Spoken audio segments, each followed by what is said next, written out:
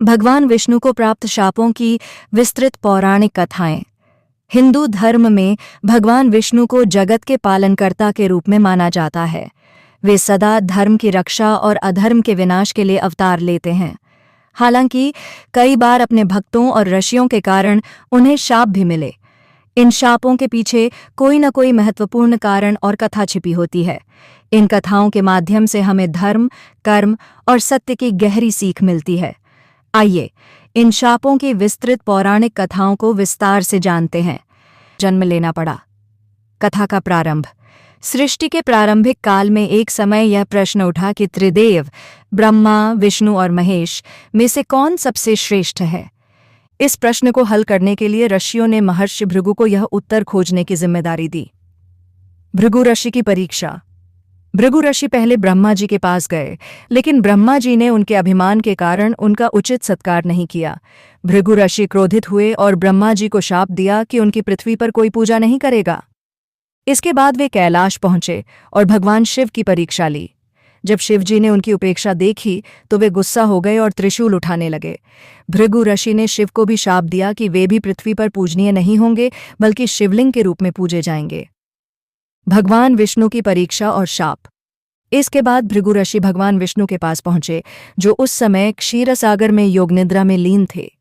क्रोधवश भृगु ऋषि ने विष्णु की छाती पर जोर से लात मार दी। भगवान विष्णु तुरंत उठ गए और अत्यंत विनम्रता से ऋषि के चरण पकड़कर बोले, हे महर्षि, आपके चरण कठोर हैं, जिससे आपकी लात से मेरी छाती में चोट लग गई। कृपया मुझे क्षमा करें। क्या मैं आपके पैर दबा दूं?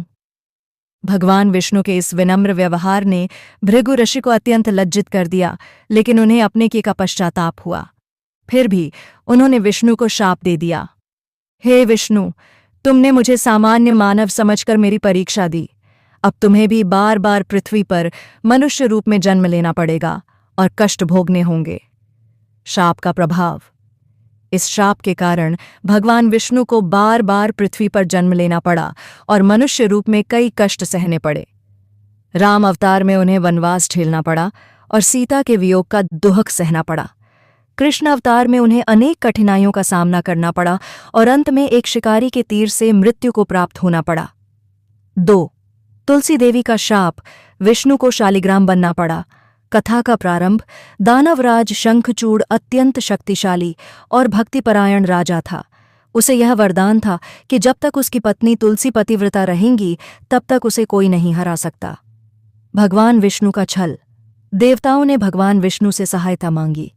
विष्णु ने छलपूर्वक शंखचूड़ का रूप धारण कर उसकी पत्नी तुलसी के साथ समय बिताया, जिससे उनका पतिव्रत धर्म भंग हो गया। उसी समय भगवान शिव ने युद्ध में शंखचूड़ का वध कर दिया। तुलसी का क्रोध और शाप। जब तुलसी को इस छल का पता चला तो उन्होंने विष्णु को शाप दिया। हे विष्णु, तुमने मेरे साथ छल किया है, इसलिए अब तुम भी पत्थर बन जाओगे। भगवान विष्णु ने शाप को सहर्ष स्वीकार किया और शालिग्राम पत्थर के रूप में परिवर्तित हो गए। 3. ऋषि दुर्वासा का शाप। देवताओं की शक्ति समाप्त हो गई। कथा का प्रारंभ। ऋषि दुर्वासा अपने क्रोध के लिए प्रसिद्ध थे। एक बार वे एक सुंदर पारिजात पुष्पों की माला लेकर स्वर्ग पहुंचे। उन्होंने वह माला इंद्र को भेंट की। इंद्र का अपमानजनक व्यवहार। इंद्र ने उस माला को सम्मान न देकर अपने ऐरावत हाथी के गले में डाल दिया। हाथी ने वह माला पैरों से कुचल दी। दुर्वासा का क्रोध और शाप। ऋषि दुर्वासा ने क्रोधित होकर इंद्र और समस्त देवताओं को शाप दिया। हे इंद्र, तुमने इस दिव्य पुष्पों की माला का अपमान किया है, इसलिए अब से तुम और समस्त देवता शक्तिहीन हो जाओगे। शाप का प्रभाव। इस शाप के कारण देवताओं की शक्ति कम हो गई और असुरों ने स्वर्ग पर अधिकार कर लिया। इसके निवारण के लिए भगवान विष्णु ने समुद्र मंथन की योजना बनाई। 4. नारद मुनि का शाप। विष्णु को स्त्री वियोग सहना पड़ा। कथा का प्रारंभ। एक बार नारद मुनि ने कठोर तपस्या करके कामदेव पर विजय प्राप्त कर ली। गर्ववश वे भगवान विष्णु के पास गए और अपनी उपलब्धि बताई। विष्णु की लीला और नारद का शाप। भगवान विष्णु ने उनका अहंकार दूर करने के लिए एक राजा की सुंदर कन्या उत्पन्न की। नारद उस कन्या से विवाह करना चाहते थे और विष्णु से सुंदर रूप देने की प्रार्थना की, लेकिन विष्णु ने उन्हें बंदर जैसा मुख दे दिया। जब नारद ने स्वयं को आईने में देखा तो वे अत्यंत क्रोधित हुए और विष्णु को शाप दिया, हे विष्णु, जिस प्रकार मुझे स्त्री वियोग का कष्ट सहना पड़ा, उसी प्रकार तुम्हें भी अपने अवतार में स्त्री वियोग का कष्ट सहना पड़ेगा। शाप का प्रभाव।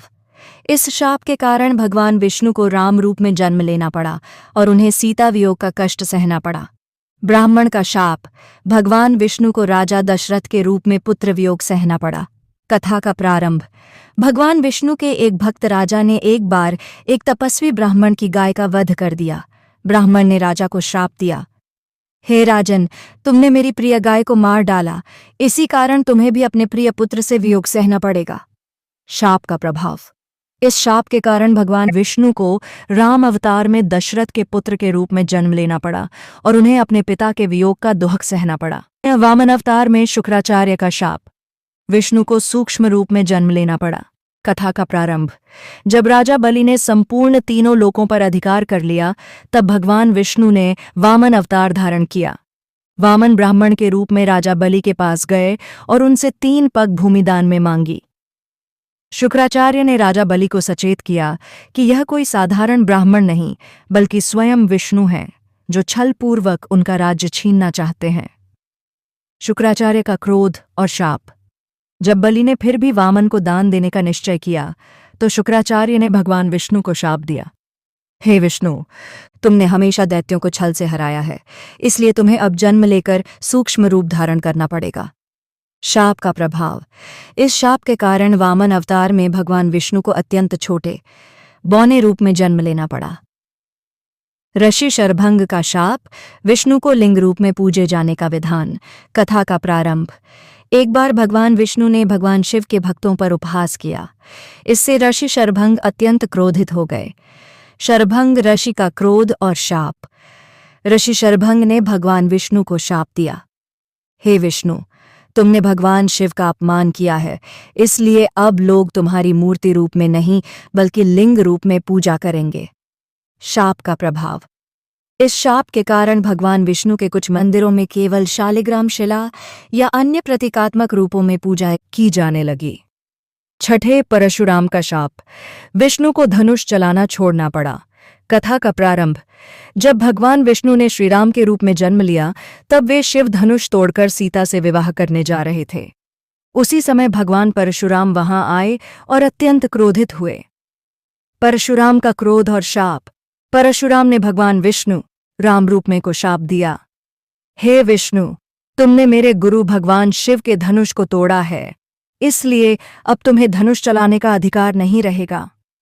शाप का प्रभाव। इस शाप के कारण भगवान राम ने आगे वनवास में धनुष का बहुत कम उपयोग किया और अंततः लव कुश के युद्ध में भी उन्हें हार का सामना करना पड़ा। 7. जालंधर का शाप। शाप। भगवान विष्णु को सीता रूप में जन्म लेना पड़ा। दानव जलंधर को उसकी पत्नी वृंदा के पतिव्रत धर्म के कारण अमृता प्राप्त थी। जब विष्णु ने छलपूर्वक वृंदा के साथ विश्वासघात किया, तो जलंधर ने मरते समय विष्णु को शाप दिया कि उन्हें भी अपनी पत्नी के वियोग का कष्ट सहना पड़ेगा। इस कारण राम अवतार में उन्हें सीता वियोग सहना पड़ा। 8. ऋषि शुक्ल का शाप। शाप। भगवान विष्णु को अश्वत्थामा के रूप में जन्म लेने का शाप मिला। एक कथा के अनुसार एक बार भगवान विष्णु ने ऋषि शुक्ल का अपमान कर दिया था। क्रोधित होकर ऋषि शुक्ल ने विष्णु को शाप दिया कि वे एक मनुष्य के रूप में जन्म लेंगे और युद्ध में सबसे बड़ा अपमान सहेंगे। इस कारण विष्णु का अंश अश्वत्थामा के रूप में जन्मा, जिसे महाभारत युद्ध के बाद अमर होकर भटकने का शाप मिला। शिक्षा। भगवान विष्णु को मिले ये शाप उनकी लीलाओं और मानव जीवन के गूढ़ रहस्यों को उजागर करते हैं। इन कथाओं से हमें यह सीख मिलती है कि अत्यधिक अहंकार विनाश का कारण बनता है। कर्मों का फल अवश्य मिलता है, चाहे वह देवताओं को ही क्यों न भोगना पड़े। धर्म और सत्य की रक्षा के लिए विष्णु स्वयं भी शाप सहन करते हैं। ये कथाएं न केवल रोचक हैं, बल्कि जीवन के गहरे सत्य को भी प्रकट करती हैं। आपको इनमें से कौन सी कथा सबसे अधिक पसंद आई? यदि किसी कथा का और विस्तार से वर्णन चाहिए तो बताइए। ऐसी ही और वीडियो के लिए मेरे चैनल को सब्सक्राइब कर ले। धन्यवाद।